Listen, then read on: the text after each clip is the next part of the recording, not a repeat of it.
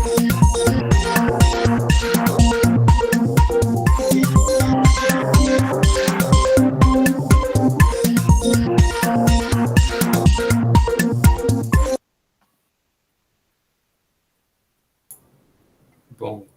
boa tarde, pessoal. Tudo bem? Sejam bem-vindos, né, a mais uma sessão técnica aqui do EduComp. Eu sou o professor Winson Viana, né? Eu vou estar coordenando, né, essa sessão, né? É um prazer recebê-los aqui.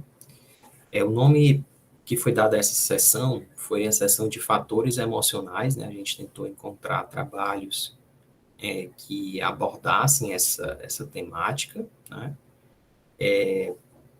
O EduComp, né, está sendo realizado pela Sociedade Brasileira de Computação, né, não custa nada lembrar, através do Grupo de Interesse de Educação e Computação, o GIEC. Está sendo sediado virtualmente, né, pela Universidade Federal Rural de Pernambuco.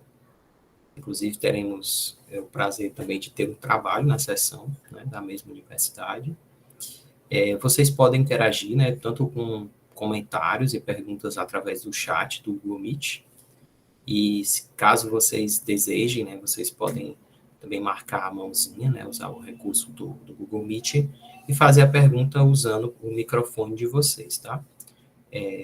Mas a gente pede que isso seja feito somente após a apresentação. Então, vamos iniciar a nossa sessão técnica com a apresentação do primeiro trabalho, né, o Cyberbullying na Escola, Entendendo e Lidando com a Crueldade Online.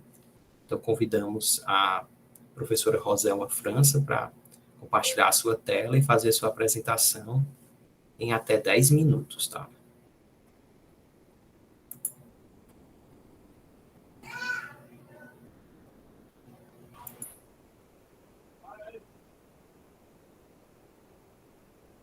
Obrigada, Wilson. Boa tarde, pessoal. Eu sou Roselma, sou professora do Departamento de Educação da UFRPE. Eu tenho a pele clara, cabelos castanhos escuros, ondulados e longos, olhos também castanhos escuros, estou vestindo um vestido na cor verde. Atrás de mim há uma parede azul, com prateleiras verdes e alguns livros. Então, eu vou apresentar, né, o trabalho que foi feito no âmbito de um projeto de iniciação científica, né, do estudante Wellington Pereira, sobre minha orientação, no curso de licenciatura em computação. Bom, contextualizando um pouco, né, o cenário desse trabalho, então, o que nos motivou a realizar essa pesquisa? Então, a gente tem acompanhado um pouco das discussões relacionadas ao ensino de computação na educação básica, né, e isso tem reverberado, né, em vários currículos, né, em diversos países. E que bom que essa discussão também tem chegado no cenário nacional. E, recentemente, nós tivemos a homologação pelo Ministério da Educação do complemento à BNCC. Então, nesse documento, estão definidas competências e habilidades que perpassam desde a educação infantil até o ensino médio, né, em termos de computação, que a gente deve desenvolver junto com esse público.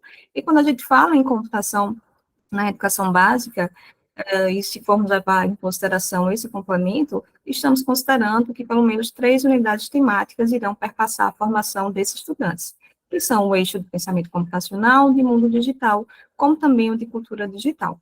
Então, naquele eixo de pensamento computacional, é esperado que esses estudantes desenvolvam habilidades, né, que os permita resolver problemas a partir de técnicas da ciência da computação. De mundo digital, esse eixo irá permitir que esses estudantes tenham compreensão do funcionamento da máquina, funcionamento da internet, enfim.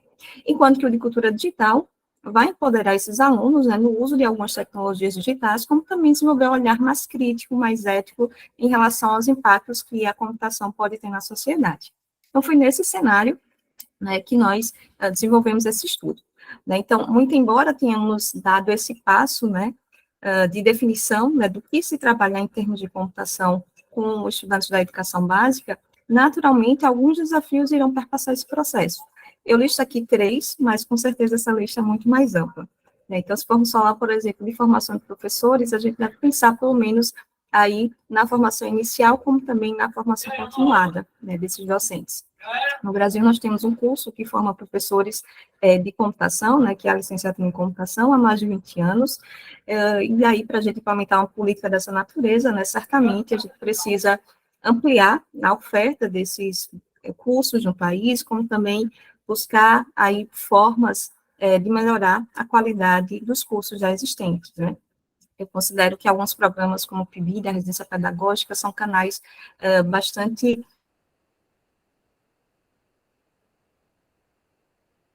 já estejam em contato, né, com estudantes e também professores da educação básica e possibilitando aí o ensino, o desenvolvimento dessas habilidades e competências. Claro que o desafio da formação inicial é complexo, né, e se formos olhar para essas normas, elas esperam, né, tem expectativa de que até novembro deste ano as escolas já comecem esse processo de implantação. Então, naturalmente, a formação continuada também deve ser necessária, né, para nos ajudar aí nesse processo. Para além disso, né, o currículo também acaba sendo um outro desafio, né, então, ao longo do Educomp, nós temos acompanhado algumas atividades que têm trazido um pouco dessa temática, né, então, agora que a gente tem essas normas sobre computação na educação básica, agora as escolas irão criar um componente curricular específico, irão trabalhar essas competências e habilidades de forma transversal. Então, é um outro desafio, né, que as escolas devem considerar nesse contexto. Além disso, nós temos o desafio dos materiais didáticos, né? Então, nós temos uma comunidade de educação em computação, né, que faz pesquisa sobre esse tema, que desenvolve também materiais, né, de qualidade, mas certamente essas iniciativas, embora sejam extremamente relevantes, não são suficientes para que a gente chegue a todas as escolas do país, né? Então, a gente precisa de políticas públicas, né, que incentivem, né, a produção de materiais de qualidade, como também a sua distribuição. E é no contexto de materiais didáticos, especificamente, que a gente sente os esforços dessa pesquisa. Paralelo a isso, né, para essa discussão sobre computação no currículo, alguns estudos também, né, têm trazido aí a necessidade da gente desenvolver nesses alunos muito mais do que essas habilidades, né, de computação. Então, é claro que é muito importante que eles desenvolvam as habilidades definidas em currículos como esses, mas, ao mesmo tempo, é importante que esses alunos desenvolvam um olhar crítico sobre esse tipo de tecnologia. E daí nós temos várias nomenclaturas, né, para essas abordagens, e uma delas é de pensamento computacional crítico. Em suma, né, essa abordagem vai possibilitar que os estudantes desenvolvam essas habilidades computacionais e usem esse conhecimento para resolver problemas da sociedade. E aí, daí pode ser desafios políticos, éticos, morais, enfim. Então, é dar sentido, dar significado a esse conjunto de conhecimento que ele está desenvolvendo ao longo da sua formação. Né? Afinal de contas, a gente não está formando cientistas da computação na escola, né? Pelo menos não é a intenção. Só para ilustrar aqui, eu trouxe 3 reportagens, né, que eu acho que ilustram bem esse pensamento computacional crítico. Daí eu fiz questão que fossem reportagens do contexto nacional. Uma aponta, né, do desenvolvimento de um aplicativo por estudantes, né, que tem como intenção fazer denúncias da violência contra a mulher. Então, vejo que eles usaram, esses alunos usaram esse conhecimento de computação para atacar uma problemática social. Outros 2 exemplos, de uma que foi, os alunos desenvolveram um aplicativo para conscientizar as pessoas do bairro em que eles vivem acerca do consumo de água, e a outra foi uma estação de tratamento de esgoto, feita com artefatos robóticos também por estudantes da educação básica. Então, vejo que são formas de a gente ressignificar, né, esses conteúdos e atacar problemas reais. Então, a partir dessa contextualização, a gente tinha como objetivo central dessa pesquisa o desenvolvimento de um material didático, né, de computação, voltado especialmente para o ensino fundamental, para apoiar-se essa expressão computacional crítica dos estudantes. Para alcançar esse objetivo, nós sumarizamos aqui essa pesquisa em 3 etapas. Então, inicialmente foi feita uma revisão sistemática de literatura, que daqui a pouco eu compartilho mais detalhes sobre ela. Depois, nós fizemos um mapeamento de habilidades que estavam previstas nas normas sobre computação na educação básica complementar BNCC, como também buscamos trabalhos que buscavam dar suporte a essas habilidades que foram previamente selecionadas. Em segundo momento, fizemos a avaliação desses materiais e, finalmente, a construção do nosso próprio material. Então, em relação à revisão sistemática de literatura, nós desejávamos responder especialmente essa questão: qual o estado atual da pesquisa sobre o processo de ensino e aprendizagem de computação na educação básica baseado na pedagogia crítica? E, a partir dela, derivaram várias outras perguntas, né, relacionadas aos objetivos, aos níveis de ensino dessas práticas, quais competências e habilidades de computação elas contemplavam, as temáticas sociais envolvidas, né, nesses estudos, as metodologias de ensino empregadas, como essas práticas eram avaliadas, os métodos científicos, como também os resultados obtidos a partir desses estudos. Essa revisão sistemática foi realizada considerando bases de dados nacionais, como também internacionais. No título de exemplo, na base nacional, nós consideramos o portal da CE, a Rinode, como também os anais do UE e do EduComp, e internacional, né, várias bases clássicas, como a CIEM, 3E, ERIC, ScienceDirect e Scopus.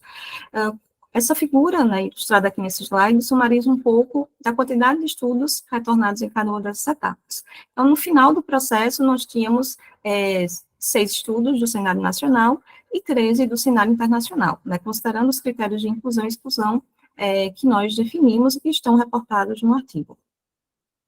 Vou reportar de forma bem resumida, né, alguns desses resultados, né. Então, em relação, por exemplo, ao nível de ensino, nós percebemos, tanto no cenário nacional, como também no cenário internacional, que a maioria desses estudos contemplava especialmente os estudantes do ensino médio. Então, se formos olhar para o cenário brasileiro, né, o cenário nacional, para as normas especificamente, a gente percebe, né, que essas competências e habilidades de computação são necessárias desde a educação básica. Então, surge aí, pelo menos, 2 etapas da educação básica que merecem mais estudos, né, trazendo esse olhar mais crítico da computação. Em relação às temáticas abordadas nesses estudos, no cenário nacional, né, a questão do fake news foi o mais reportado, né, e é bastante pertinente, né, uma temática, enquanto no cenário internacional a gente percebeu uma maior diversidade, né, casos como equidade de gênero na área de TI, um senso de responsabilidade social, né, que pode ser desenvolvido pelos estudantes a partir dessas práticas, e dentre outros. Inclusive, a gente já reportou os resultados dessa revisão temática em um estudo anterior, né, que foi publicado no ISB 2022. Indo um pouco, né, avançando para a etapa seguinte, que foi de análise das habilidades que estão previstas nessas normas, né. Então, traçamos essa pergunta inicial, né, sobre cenário, né, do ensino de computação, pautada nessa pedagogia crítica, e logo em seguida avançamos para a análise de competências e habilidades previstas nas normas sobre computação na educação básica. Como mencionei no início da apresentação, no eixo cultura digital, nós teremos algumas habilidades que vão perpassar o uso da tecnologia na educação, né, e isso, né, com um olhar mais crítico, observando os impactos que a computação pode ter na sociedade. Então, embora tenhamos avaliado todo o documento, nos centramos esforços especialmente no eixo de cultura digital. Analisando as habilidades previstas nesse documento, especificamente aquelas que incentivam, né, de alguma forma, o uso de algum software específico, podemos fazer essa categorização. Então, tem habilidades que estão mais direcionadas ao emprego, de alguma forma, de ferramentas de busca, como o Google. Claro, no documento não é explicitada a ferramenta, né, só a sua categoria de forma mais ampla. De redes sociais também, como também ao incentivo a ferramentas de produção de conteúdo, como vídeos, slides e tantas outras. A partir disso, nós buscamos observar que tipos de vieses ou que tipos de ações opressoras ferramentas dessa natureza poderiam provocar a partir de seu uso. Então, por exemplo, ferramentas de busca. O Google, por exemplo, se a gente fizer uma busca de imagens por pessoas bonitas, a gente vai ver nos resultados de buscas como essa que os resultados principais são mulheres brancas. E se a gente usar outros termos, a gente vai conseguir identificar outros vieses, né, que refletem exatamente, né, os estereótipos existentes na nossa sociedade. Olhando para redes sociais, também a gente consegue perceber algumas problemáticas dessa natureza, mas também percebemos que esse é um canal que as pessoas usam para se comunicar, mas onde a gente percebe também algumas experiências de cyberbullying, né, e se a gente for levar em consideração que os jovens estão bastante imersos, né, no uso desse tipo de tecnologia, de rede social, então, certamente, eles também estarão vivenciando ou disseminando práticas como essa, práticas de cyberbullying. Então, retomando as habilidades que havíamos previamente selecionado, focamos numa que está prevista no 7º ano do ensino fundamental, que tem como intenção, né, desenvolver no estudante aí o reconhecimento, né, como também o debate sobre cyberbullying. E foi a partir dessa habilidade que nós desenvolvemos o nosso material didático. Antes do desenvolvimento desse material didático, efetivamente, nós buscamos alguns materiais que pudessem dar suporte a essa habilidade. Então, dessa busca foram retornados 14 materiais e nós avaliamos cada um deles considerando critérios como o formato, se era plugado ou despulgado, o tipo de material, se era gratuito ou não, se tinha versão em português, se ele promovia o desenvolvimento dessa habilidade prevista nas normas, sua adequação ao público-alvo, né, nas normas, essa habilidade está prevista para os anos finais do ensino fundamental, especificamente o 7º ano. Como também, se de alguma forma, esse material apoiava a pedagogia crítica. Aportando aqui os principais resultados dessa análise, né, então, em relação aos tipos, 3 dos 14, nós identificamos que eles são totalmente desplugados. Dos 14, 6 só tem disponíveis no idioma inglês. Em relação aos tipos dos materiais avaliados, percebemos maior recorrência de planos de aulas e vídeos, e com menos recorrência, jogos e cartilhas com HQs ou tirinhas. Então, né, considerando especialmente esse formato aqui, né, de cartilhas, direcionamos os esforços para o desenvolvimento do material como esse. Então, né, o nosso material desenvolvido foi um HQ intitulado Cyberbullying, uma brincadeira de mau gosto. Esse livro digital é composto de 4 causos, né, e cada um deles trazendo uma situação que o estudante poderia se identificar. Então, no primeiro caso, é reportado um caso que um estudante, né, cria um perfil falso para praticar bullying com a colega por conta da sua opção sexual. A outra foi de criação de um website, né, para atacar pessoas com algum tipo de deficiência física. O outro caso é direcionado à gordofobia, enquanto que outro traz o cyberbullying no contexto dos jogos digitais. Aqui somente ilustrando, né, um pouco dessas histórias em quadrinhos, né, então, ao final, a gente tem uma visão, né, da vítima, né, sofrendo de alguma forma com esses ataques, e todas as histórias em quadrinhos têm mais ou menos esse formato, né. Por conta do tempo, a gente não consegue detalhar tanto assim, mas a expectativa é que vocês possam acessar cada uma delas na íntegra. Bom, para além dessa HQ, né, só para finalizar aqui a apresentação, a gente disponibiliza também um guia de apoio ao professor, né. Então, nesse guia é incentivado que o professor, né, contextualize o cyberbullying, né, as repercussões que ele pode ter na vida dessas pessoas, isso a partir da HQ produzida, porém, para aí extrapolar essa habilidade que está prevista na cultura digital, nós incentivamos também, né, que o professor crie um cenário que favoreça os estudantes criarem também produções digitais usando o Scratch, outra ferramenta, né, digital, onde eles também possam, né, compartilhar suas experiências de cyberbullying, seja quanto vítima, ou seja quanto observadoras, né, e fazendo isso, a gente pode favorecer também uma outra habilidade que está prevista no 7º ano do ensino fundamental, que diz respeito à construção de soluções computacionais de forma individual ou colaborativa. Então, para fechar, né, a gente ainda não experimentou essas HQs com os estudantes do ensino fundamental, né, como eu disse inicialmente, esse é um projeto feito no âmbito do PIBIC, né, que tem um tempo de execução um pouquinho mais curto, mas está com intenções futuras a gente executar essa atividade. Para além disso, a partir dos resultados, né, planejamos também produzir outros tipos de materiais didáticos e dispor de todo esse material produzido aqui no site falecorrosão.com/materiais didáticos. Aqui a gente já tem uma lista de materiais, né, produzidos, mas logo após o EduComp eu vou disponibilizar também esse que trata de cyberbullying. E é isso, pessoal, só para fechar, o nosso agradecimento ao CNPq por ter financiado essa pesquisa. Bom, obrigado, Roselma, por ter compartilhado, né, seus resultados. Passou um pouquinho do tempo. A organizadora do evento, a gente dá um desconto. Roselma, uma pergunta, assim, que tem a ver com a pesquisa, mas não tanto com a pesquisa que você fez, no sentido de como é que você viu esses acontecimentos, né, das últimas semanas, que tem total relação com esse material que você estava construindo, né? Eu queria que você falasse um pouquinho sobre isso.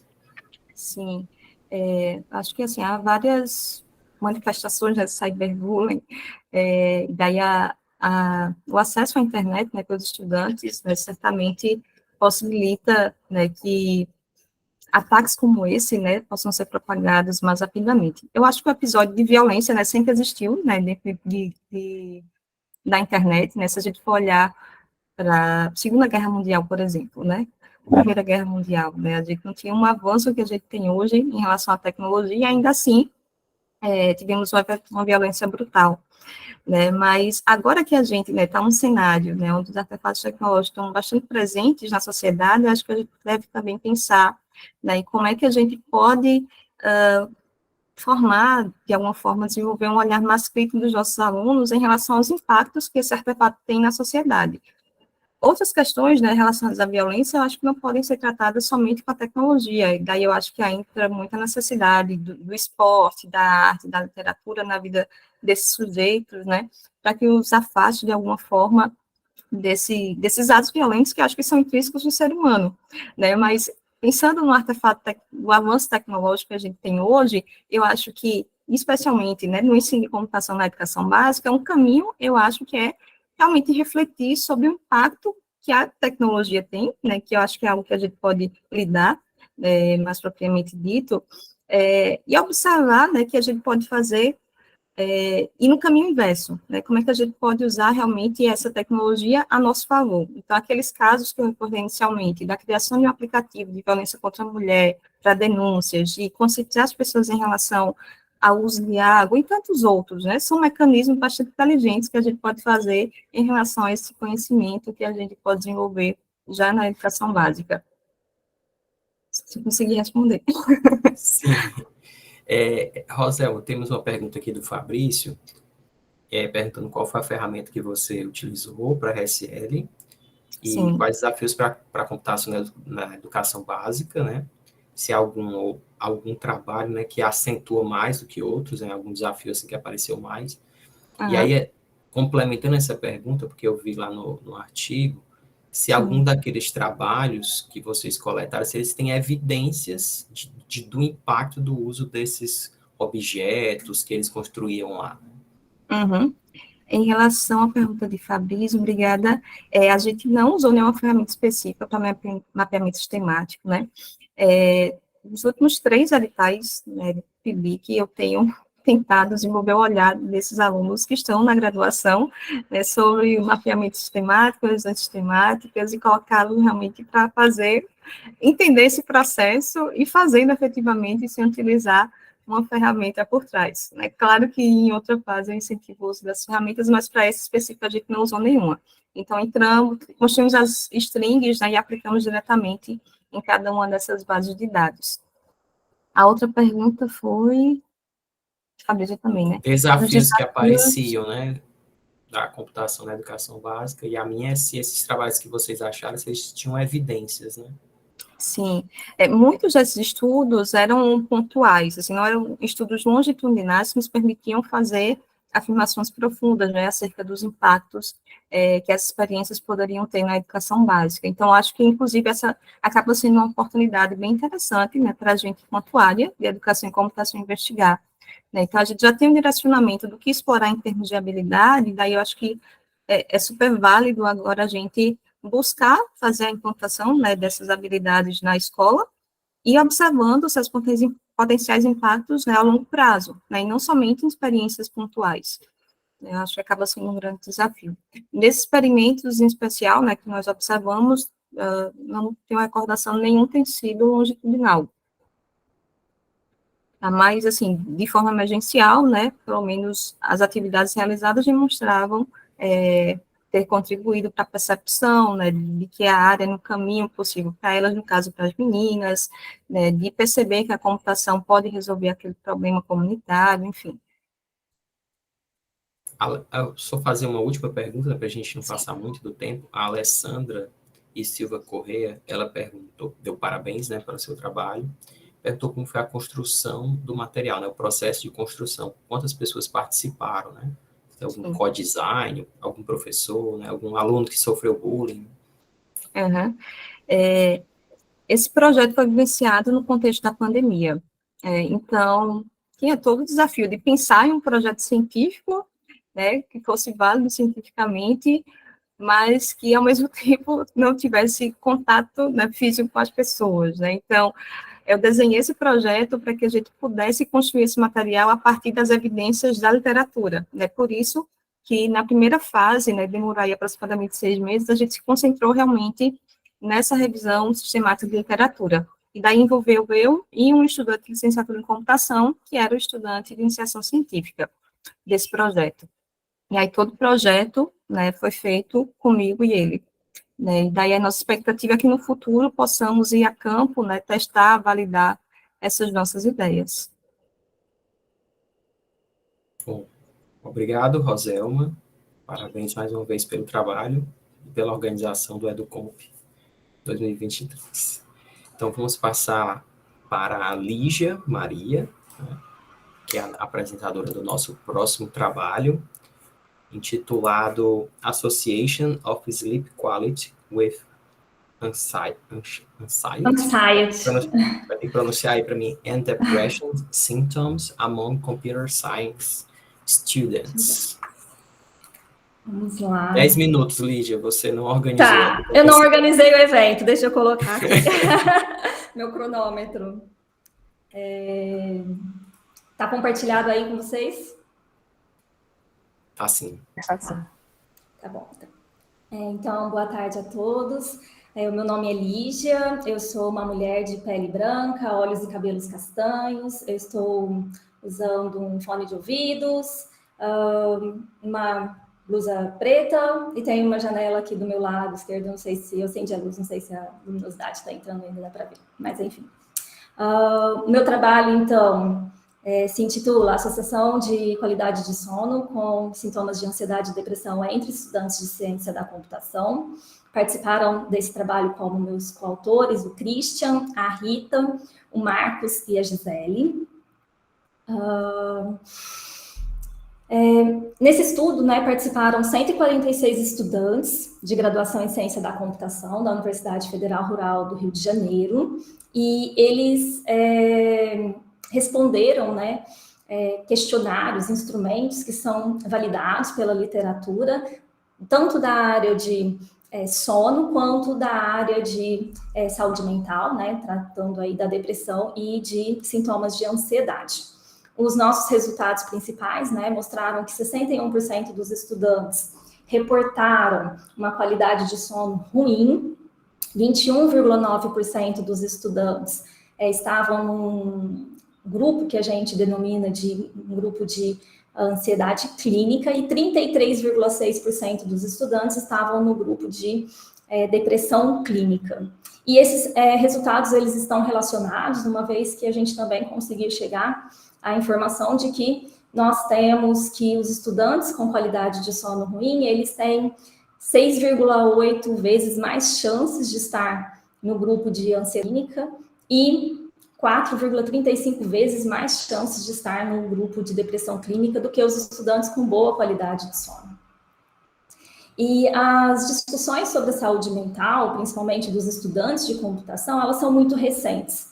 Nós temos aí, desde 2018, 2019, o início desses trabalhos, e a gente observa que, com o passar do tempo, aí, talvez por causa da pandemia, né, a gente tem um interesse maior nessa temática, o que eu acho particularmente muito importante. No estudo anterior nosso, nós estávamos avaliando principalmente a ansiedade e a depressão, esse era o nosso objetivo. A gente tinha lá uma avaliação subjetiva da qualidade de sono, onde a gente perguntava, né, para o participante como ele avaliava a qualidade de sono dele, né? E a gente mensurava isso numa escala Likert. Então, de uma forma muito simples, e mesmo assim a gente viu uma correlação dessa qualidade que ele observava com os sintomas de ansiedade e depressão. E a gente sabe que a qualidade de sono, ela não é mensurada por uma avaliação tão subjetiva, né? Você acha que a sua qualidade de sono é bom ou ruim? De 1 a 10, né? Coloca aí. E a gente tem instrumentos validados na literatura, né? Dentro da área de sono, de pesquisa do sono, para fazer essa tarefa. Então, nós decidimos dar continuidade nesse trabalho, né? E avaliar, então, a prevalência de qualidade de sono ruim entre os estudantes e como essa qualidade de sono se associava com sintomas de ansiedade e depressão entre os estudantes de computação, já que a gente tinha obtido dados anteriores, né, ali com resultados de uma alta prevalência desses sintomas. E aí, o nosso estudo foi submetido para o Comitê de Ética da Universidade, do Comitê de Ética em Pesquisa, né, com seres humanos, da Universidade Federal Rural do Rio de Janeiro, foi aprovado. Nessa época, a gente tinha 296 estudantes matriculados, todos eles foram convidados para participar do estudo. O estudo aconteceu em novembro de 2020. Nessa época, nós estávamos com o ensino remoto emergencial. Era o primeiro período, né, dos alunos de ensino remoto. E dos 296, participaram 146. E eles responderam o questionário sociodemográfico e os instrumentos que eu vou apresentar logo na sequência. Nós adotamos um nível de confiança de 95% e uma margem de erro de 6%. Para mensurar a ansiedade e depressão, nós usamos 2 instrumentos que são muito usados na literatura, que são os inventários de ansiedade e depressão de Beck. Os 2 instrumentos são 2 questionários, né, separados, cada um deles tem 21 questões, e aí essas questões, elas têm lá um nível de 0 a 3, né, uma escala que você avalia cada um dos seus sintomas. E estudos mostram que scores acima, pontuações, né, acima de 16, são consideradas, classificadas como ansiedade clinicamente significante ou depressão clinicamente significante, dependendo do instrumento que a gente está considerando, né, se é de ansiedade ou de depressão. E para avaliar a qualidade de sono, a gente, então, aplicou um questionário, que é o Índice de Qualidade de Sono de Pittsburgh, que é um questionário com 19 questões, e aí dessas 19 questões a gente chega em 7 componentes, desses 7 componentes a gente chega no score global, e esse score global ele varia de 0 a 21, e tem estudos que mostram que scores acima de 5, né, que a gente denominou aqui de PSQI maior que 5, indicam uma qualidade de sono ruim. Nós avaliamos dentro desse contexto do PSQI outras variáveis, né, como a duração de sono, a eficiência de sono e a latência de sono. A latência de sono é aquele tempo que a gente demora para dormir de fato. Então, a gente apagou a luz, desconectou de tudo e está pronto para dormir. O tempo que a gente demora para pegar no sono seria a latência do sono, né, informalmente, esse pegar no sono. E estudos mostram que uma latência de sono superior a 60 minutos também é um indicativo de qualidade de sono ruim. Vamos aos resultados. Aqui, como eu tenho mais poucos minutos, né, eu destaquei, obviamente, aquilo que é mais importante, todos os dados estão lá no artigo, então quem tem mais interesse pode olhar melhor. Então, a gente observou aqui, 61% dos estudantes, então, tinha uma qualidade de sono ruim. Em relação à ansiedade, nós temos que 21,9% dos estudantes estavam naquele grupo de ansiedade clínica, e quando olhando para a depressão, 33,6% dos estudantes estavam no grupo de depressão clínica. Aí a gente comparou os scores de ansiedade e depressão com a qualidade de sono, né? Ruim ou boa. E a gente consegue observar aqui, por exemplo, que quem tem a qualidade de sono ruim tem mais ansiedade, tem um score de ansiedade mais alto do que quem tem uma qualidade de sono boa, né? A mesma coisa acontece com a depressão. Então, nós temos aqui uma média, né, mais alta entre aqueles estudantes que têm uma qualidade de sono ruim do que aqueles que têm uma qualidade de sono boa. Nós comparamos também o BAI e o BDI-16, né, esses scores, com a latência do sono, com a duração do sono e com a eficiência do sono. Com a duração do sono e a eficiência do sono, nós não temos aqui resultados estatisticamente significantes, mas com a latência do sono, sim. Então, a gente consegue observar que os alunos que demoram mais para dormir, né, que têm uma latência de sono maior, eles estão dentro desse... tem uma diferença, né, entre os que estão no grupo de ansiedade clínica e não clínica. A mesma coisa quando a gente olha para a depressão. Então, os alunos que estão no grupo de depressão clínica, eles têm uma latência de sono maior do que aqueles que não estão no grupo, né? Ou seja, os que estão no grupo de depressão não clínica. E aí a gente pegou a questão da latência do sono, né? A gente dividiu, fez um corte ali da latência de sono acima de 60 ou abaixo de 60, e a gente fez uma associação com os cortes do BA e do BDI. E aí a gente observou que aqueles estudantes que têm uma latência de sono acima de 60 minutos, eles têm 3 vezes mais chances, né? Quase 3,9 vezes mais chances de estar no grupo de ansiedade clínica do que os que têm uma latência de sono menor ou igual a 60. A mesma coisa para a depressão. Então, os estudantes com latência de sono acima de 60 minutos, eles têm 8,4 vezes mais chances de estar no grupo de depressão clínica do que aqueles que têm a latência de sono abaixo ou igual a 60 minutos. A gente também comparou, fez uma associação, né, do PSQI maior que 5, que indica uma qualidade de sono ruim, com os cortes do BA e do BDI, e nós observamos aqui, então, que aqueles estudantes que têm uma qualidade de sono ruim, ou seja, o PSQI deles é maior que 5, eles têm 6 vezes mais chances de estar num grupo de ansiedade clínica do que um estudante que tem um PSQI menor ou igual a 5. A mesma coisa, né, para o BDI, então os estudantes com PSQI maior ou igual a 5, eles têm 4 vezes mais chances de estar no grupo de depressão clínica do que os estudantes que têm um PSQI menor ou igual a 5. E aí, por fim, para não passar muito do tempo, a gente deixa lá no artigo várias sugestões para que os professores, né, possam encorajar os seus alunos a se engajar nessas atividades e também para que eles busquem pelo um suporte, né, pela assistência médica e psicológica, porque nós entendemos que problemas de sono, ansiedade e depressão, eles requerem, sim, um suporte médico, psicológico, mas nós temos algumas atividades que são seguras, simples, auto-aplicáveis, você não precisa de nenhum profissional, né? Sem custo e que elas podem ajudar, e não são atividades aqui, né, que nós listamos aqui, não são atividades que nós achamos, nós temos estudos, esses estudos estão referenciados lá no artigo, que mostram, né, que ouvir música clássica antes de dormir tem benefícios para qualidade do sono, fazer meditação, praticar atividade física, mesmo que seja uma atividade física leve, né, também já tem estudos mostrando os benefícios na qualidade do sono, nos sintomas de ansiedade e depressão. A mesma coisa com as atividades positivas intencionais, né, então todas essas atividades estão destacadas lá no final do nosso artigo, e com as devidas referências, né, dos estudos que mostram os benefícios delas na saúde mental como um todo e no bem-estar das pessoas que participaram dos estudos.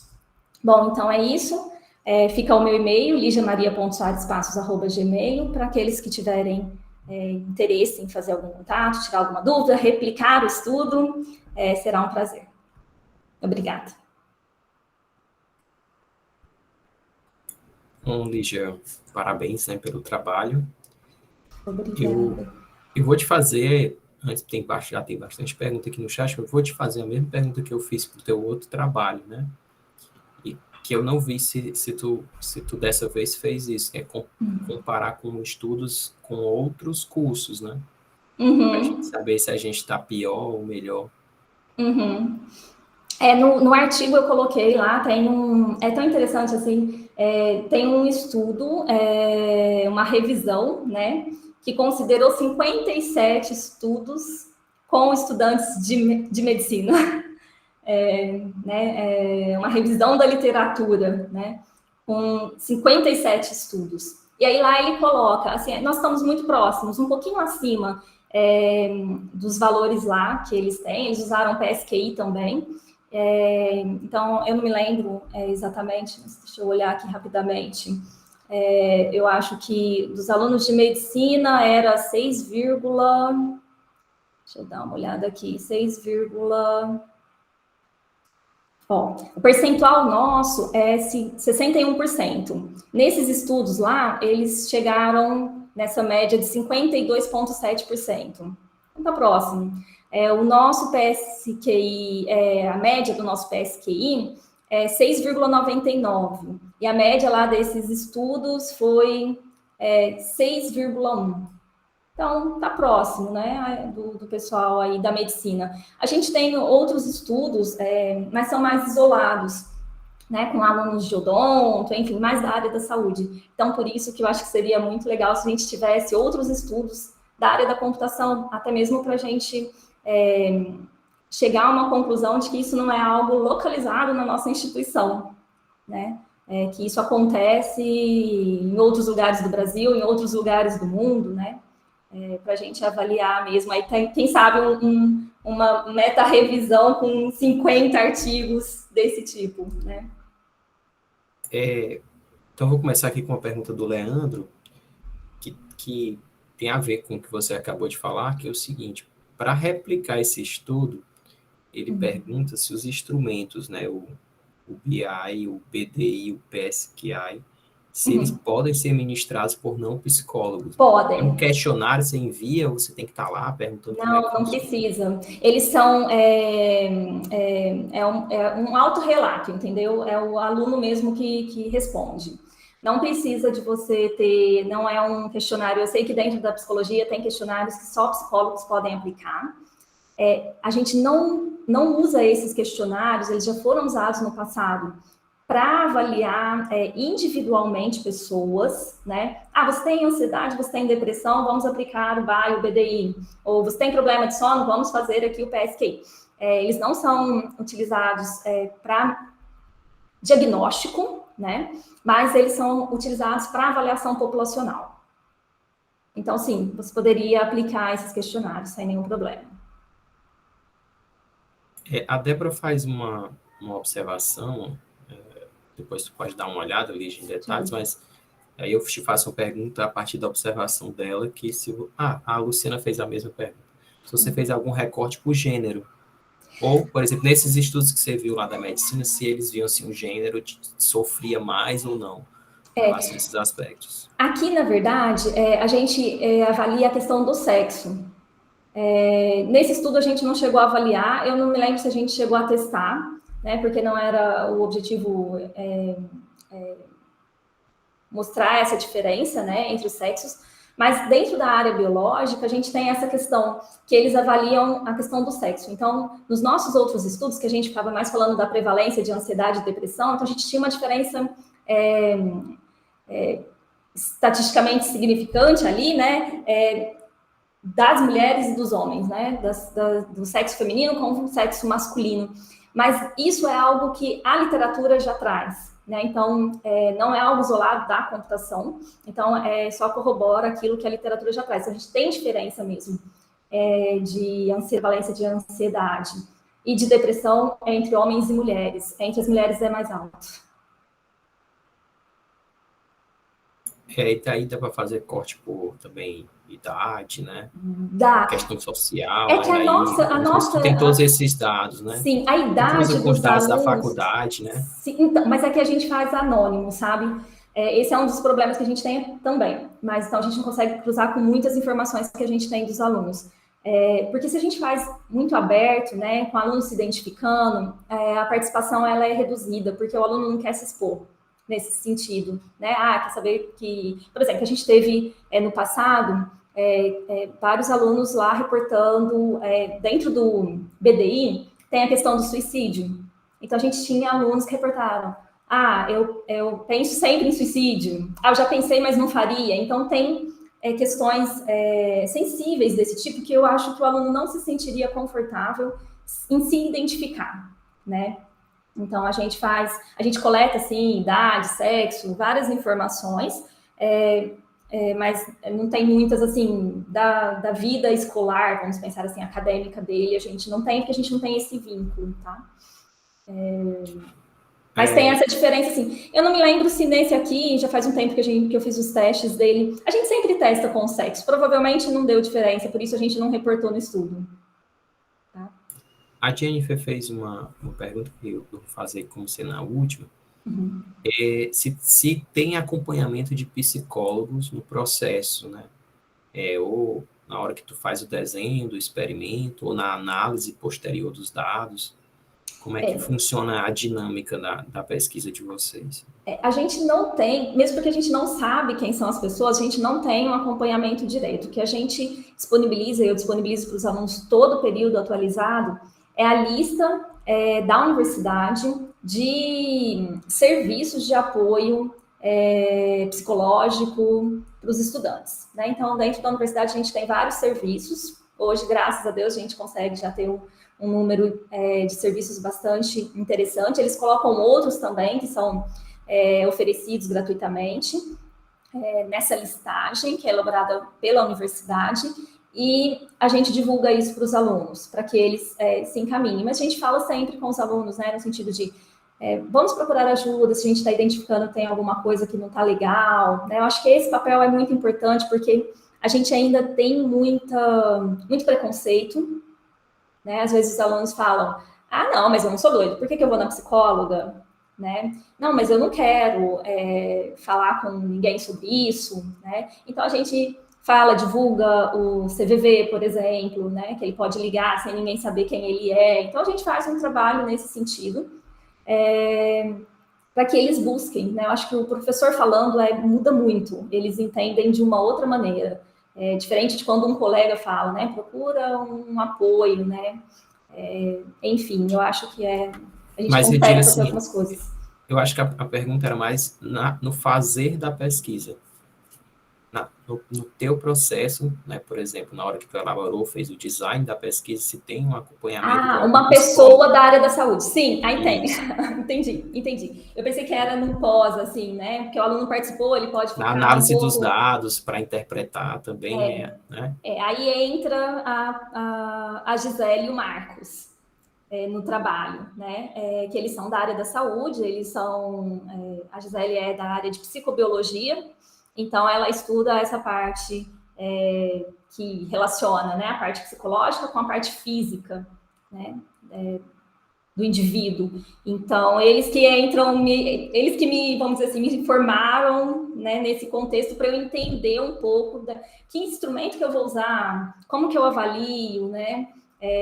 Tá bom, vou usar estatística, mas como é que eu interpreto isso? Isso aqui está fora ou não está? Então, assim, muitas dúvidas, eles que vão esclarecendo nesse processo. Hoje, assim, eu já consegui entender um pouco, porque desde 2018 que eu estou estudando, né, um pouco disso, mas sempre eu recorro a eles. Então, é importante ter alguém na equipe que seja da área, ou de psicologia, psicobiologia, enfim, da área da saúde, que tenha conhecimento desses instrumentos para poder dar esse suporte, né?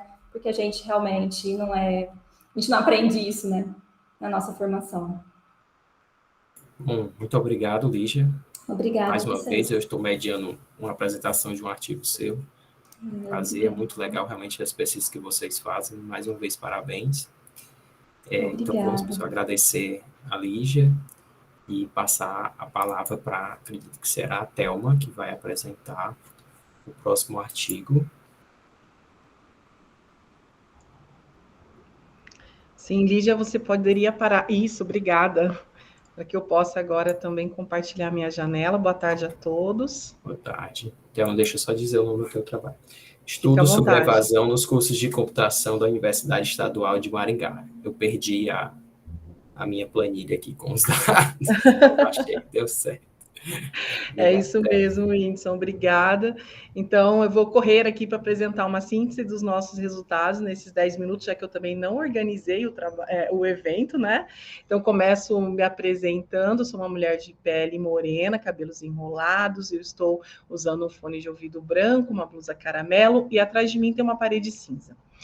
O nosso estudo, como o Whindersson já disse, é um estudo sobre evasão nos cursos de computação aqui da Universidade Estadual de Maringá, a UEM, no Paraná, e esse trabalho foi conduzido no contexto do trabalho de conclusão de curso da minha aluna Amanda Fucal, em colaboração com as minhas colegas, coautoras, professoras Luciana Martimiano e Valéria Feltrin, que também estão aqui na audiência. Então, vamos lá. Nós entendemos que a evasão no ensino superior é um problema atual, é um problema urgente.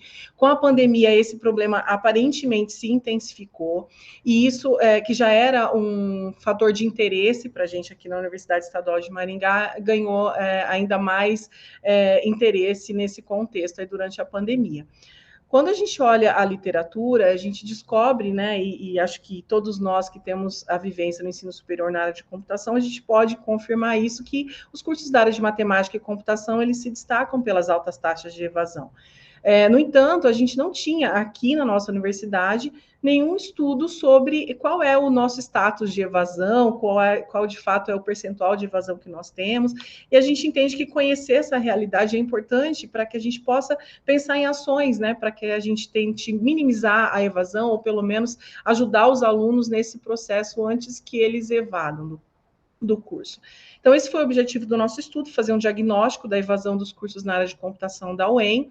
Nós ofertamos 2 cursos de nível superior, que são os 2 são bacharelados, o curso de Ciência da Computação, que é um curso integral, com duração mínima de 4 anos, e o curso noturno, que é o curso de bacharelado em Informática, com duração mínima de 5 anos.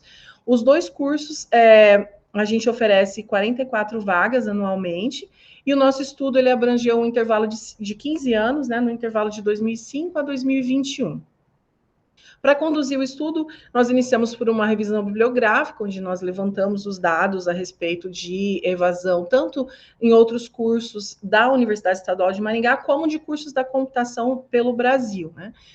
Depois disso, nós elaboramos um questionário, com base, inclusive, nos estudos que nós encontramos na etapa anterior, e esse questionário foi, então, divulgado para os nossos alunos evadidos dos 2 cursos por um período. E enquanto coletamos esses dados, divulgamos e coletamos os dados com os alunos evadidos, nós também coletamos dados junto da diretoria de assuntos acadêmicos aqui da nossa universidade, que nos permitiu fazer a primeira etapa de análise de dados, que foi uma análise puramente quantitativa, com base nos registros da universidade relacionado à evasão dos nossos alunos. E na segunda etapa de análise de dados, nós analisamos os resultados coletados pelas respostas dos questionários que nós recebemos. No final, nós fomos para a disseminação de resultados, e o que eu estou fazendo nesse momento é uma das etapas, né, dentro dessa atividade de disseminação de resultados. Então, vamos focar nos resultados da primeira etapa, que foi a análise dos dados coletados a partir da universidade. Nesse gráfico, vocês podem ver na curva azul, o percentual de evasão ao longo do nosso intervalo de anos de 2005 até 2020 para os alunos de ciência da computação, e a curva em vermelho para os alunos de informática. Aqui nós calculamos o percentual de evasão pela razão que seria o número de alunos evadidos num determinado ano pelo número de alunos ingressantes naquele ano. Falando aqui em termos de média, né, nós podemos observar que na ciência da computação, então aqui na nossa curva azul, a gente tem uma média em torno de 47%, 48% de evasão no curso de ciência da computação. No curso de informática, que é a curva em vermelho, nós temos um percentual um pouco mais elevado, em torno de 55% de evasão. A gente tem também uma evasão um pouco crescente, pelo que a gente pode perceber aqui no curso de informática. Quando nós formos olhar para o tempo de permanência do aluno em anos até ele evadir do curso, nós observamos que a evasão acontece nos nossos 2 cursos até o 3º ano de permanência no curso. No curso de computação, majoritariamente, a evasão se dá no 1º ano, então logo quando o aluno ingressa, e no curso de informática, essa evasão é um pouco mais distribuída ao longo dos 3 primeiros anos de curso, né, predominando ali o 1º e o 2º ano. O segundo, digamos, e o segundo e o 3º ano, desculpem, aqui no curso.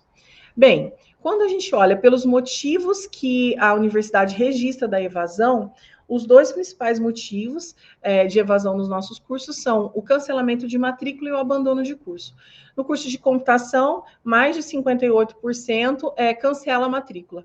E no curso de informática, mais de 57% cancela não. Tem a matrícula cancelada por abandono, ou seja, eles abandonam o curso simplesmente, que é o nosso curso noturno, né? E quando olhamos para as respostas que nós recebemos do questionário, o que será que essas respostas nos revelaram, né? Recebemos 47 respostas, 11 delas de pessoas do sexo feminino e 36 de pessoas do sexo masculino. 5 dos respondentes eram cotistas, enquanto 32 não eram cotistas. E estratificando por curso, 27 respostas foram de pessoas que iniciaram o curso de computação e 20 de pessoas que iniciaram o curso de informática. Bom, no nosso instrumento, que eu não apresento aqui, mas que a gente tem lá no artigo, nós elencamos uma série de motivos que levaram, né, a pessoa a desistir do curso, e usando uma escala de Likert de 5 pontos, as pessoas marcaram a sua concordância para cada um desses motivos como fatores que influenciaram na sua decisão por evadir do curso. Então, aqui nesse slide, eu apresento os principais motivos institucionais ou acadêmicos que foram apontados pelos participantes do nosso questionário, da nossa pesquisa, como preponderantes para sua evasão. Então, eu gostaria de destacar aqui que 95,5% dos participantes apontaram dificuldades em relação a como os professores repassaram a matéria ao longo do curso, que isso era repassado de uma maneira incompreensível ou com muita dificuldade para que eles pudessem acompanhar.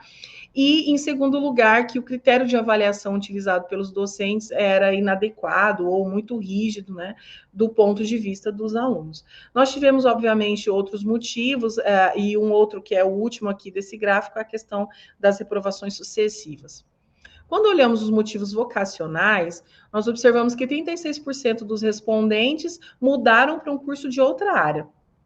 Porém, 53% mudaram para cursos de uma área correlata, da mesma área ou de área correlata. Isso indica que, provavelmente, essas pessoas, de fato, tinham dificuldades com as questões pedagógicas e não com a ênfase do curso que eles tinham escolhido, né? Quando olhamos para os motivos socioeconômicos, destaca-se a questão de eles terem dificuldade em conciliar o trabalho com o estudo, né, durante o curso. 46,8% concordaram com essa questão. Nós tivemos outros motivos, dos quais eu gostaria de destacar, particularmente aqui, a falta de conhecimento prévio para acompanhar o andamento do curso, e nas outras respostas observamos que isso tem a ver com dificuldades nas disciplinas da matemática, de uma forma geral, e nas primeiras disciplinas relacionadas a algoritmos e programação. Ainda coletamos respostas relativas aos motivos referentes à pandemia, porque 11 dos respondentes evadiram do curso durante a pandemia. Então, com relação a esses motivos, a gente pode observar que uma grande parte dos respondentes, desses 11 respondentes, 90% indicou desestímulo ou procrastinação. E aí, se a gente for conversar, a gente tem aqui bastante tempo para falar sobre questões de sono, né, a questão de virar à noite jogando, e isso com certeza impactou. Além disso, a alteração repentina na forma como o ensino se deu. Ainda em questões abertas, nós identificamos 5 grupos de respostas, questões relativas à saúde, questões relativas a problemas nas avaliações, problemas de relacionamento com professores ou questões administrativas internas na universidade, questões relativas à teoria e prática. Até coloco aqui uma frase, né, de um participante que falou que a principal dificuldade dele foi o desalinhamento muito grande entre o que ele vivenciava no dia a dia e o mercado de trabalho. E outros problemas de cunho pessoal. Então, para sintetizar aqui os nossos resultados, porque acho que eu já estou no meu limite, os principais motivos apontados pelos participantes como causa para sua evasão foram critérios de avaliação utilizados pelos docentes que foram considerados muito rígidos, a dificuldade em relação aos professores não passarem a matéria de uma maneira compreensível, reprovações sucessivas em várias disciplinas, falta de conhecimento prévio para acompanhar o curso e o desestímulo ou a procrastinação. A partir disso, nós, então, colocamos alguns direcionamentos em termos de ações que foram sugeridas para que a gente pudesse, enquanto universidade, diminuir, minimizar a evasão nos nossos cursos eu vou só aqui sintetizá-las rapidamente. A primeira seria qualificação docente quanto a métodos de ensino e avaliação, porque isso tem a ver com os principais motivos apontados pelos participantes. Também a definição de políticas institucionais de acolhimento e orientação acadêmica, além da gente acompanhar os nossos alunos até o 3º ano da graduação, porque é uma das formas que a gente teria para perceber que eles estão com dificuldades e intervirmos de alguma maneira. A disseminação de conhecimento junto aos alunos no ensino médio sobre o perfil esperado, né, para os cursos da área de computação, para que ajudemos de alguma maneira o aluno a entrar no curso de um modo mais assertivo. Troca de informações entre professores, discentes e núcleos de assistência estudantil de uma forma rotineira, e o acompanhamento referente ao efeito das mudanças curriculares na evasão, porque nós tomamos atitudes a partir do que ouvimos para ver se a gente consegue minimizar a evasão nesse sentido. Então, para concluir, né, nós percebemos altas taxas de evasão nos 2 cursos que nós ofertamos na área de computação aqui na UEM, em torno de 50%. Isso não é tão surpreendente quando a gente olha os estudos, os trabalhos relacionados. A taxa de evasão do curso noturno é superior do que a taxa de evasão do curso em período integral. A maior evasão no curso de computação acontece no 1º ano, enquanto, né, no curso de informática a maior evasão se dá no 2º e no 3º anos. E as causas, como eu já mencionei, tem mais a ver com a dificuldade que os alunos tiveram em relação a como os professores passavam, né, ou trabalhavam conteúdos, e durante a pandemia as causas relativas ao desestímulo e procrastinação. Então, eu agradeço a atenção de vocês, e agora a gente tem um tempinho, né, para discutir. Obrigada. Bom, parabéns, Thelma, pelo trabalho, né, os demais autores. Acho que a Luciana também está aqui presente. Thelma, eu fui coordenador de um curso, que eu sou professor, mas não de um curso de computação, né? Eu sou professor de um curso de computação na Pós, chamado Sistemas e Mídias Digitais, né? Então, acho que vai um pouco aí no teu curso de informática, uma mistura de design, mais ou menos, o nosso perfil. E eu tentei fazer esse estudo sobre evasão, e na época a universidade ela tinha uma própria dificuldade de definir o que era evasão, para poder identificar lá no sistema se o aluno tinha evadido ou não. Então, eu queria saber se a universidade de vocês, porque, claro, você mostrou os dados, então, certamente, eles têm uma definição mais clara, né, do que é evadir. É não ser impedido de matricular, ou não ter tentado a matrícula nos últimos tantos semestres. Como é que funcionou essa definição para depois começar a análise? A gente tem, eu vou até pedir licença para ler aqui, a gente tem uma definição que é a definição do INEP e que também é a definição utilizada aqui na universidade, mas a gente... Bom, primeiro eu vou dar a definição, depois eu explico o que seria o meu porém. Então, a definição de evasão é a saída antecipada antes da conclusão do curso, antes da conclusão do ciclo ali, né, do que o aluno está cursando, por desistência, independente do motivo. Então, essa é a definição básica, né, que a gente tem. Então, aí vão entrar motivos pessoais, motivos de saúde, questões que tenham feito com que o aluno desistisse. Mas quando a gente olha aqui para a universidade, em termos práticos, como é que a Universidade Estadual de Maringá controla ou mede, digamos assim, essa evasão? A gente tem 6 motivos que são considerados como evasão aqui dentro. O cancelamento da matrícula. Então, o aluno cancela por livre e espontânea vontade a sua matrícula. A matrícula cancelada por abandono, que é quando o aluno para de comparecer ao curso. Agora, talvez a Luciana, que é a coordenadora do curso, possa reforçar isso para mim, mas a gente tinha, até o momento em que eu era coordenadora do curso, a matrícula cancelada após 2 anos de abandono, ou seja, 2 anos que o aluno não veio às aulas, ele tinha a matrícula cancelada. Além disso, a matrícula cancelada por decurso do prazo, que seria a jubilação, a matrícula por reprovação, aqui, ó, tem 2 motivos. O abandono e o cancelamento por conta de 2 períodos de reprovação sucessivas. Eu estou olhando aqui no artigo, esses fatores estão lá. A transferência de curso, transferência interna na universidade, né, mas de um curso para outro, e a transferência entre outras universidades. Então, esses são os motivos que a nossa universidade controla e considera como evasão. Porém, quando a gente foi olhar, né, o que os outros trabalhos consideram como evasão, aí eles têm várias coisas para perguntar. Olha, você evadiu por quê? Então, quais motivos? O motivo, de fato, controlado pela universidade é o que gera o cancelamento do RA. Mas o motivo que, de fato, leva o aluno à evasão não é aquilo ali, né? Que era isso que a gente queria descobrir, esses motivos pessoais, institucionais, acadêmicos, né, socioeconômicos, e que foi o que a gente tentou descobrir por meio do nosso questionário. Não sei se eu respondi, Whindersson, a sua pergunta. Não, respondeu sim, Thelma. A Débora, ela fez uma observação aqui no chat, que depois você pode dar uma olhada, né? Relacionado que muitas vezes é a escolha também do aluno ao entrar, que não foi motivada, né, por exemplo, a aptidão, a vocação que ele tinha para o curso, né?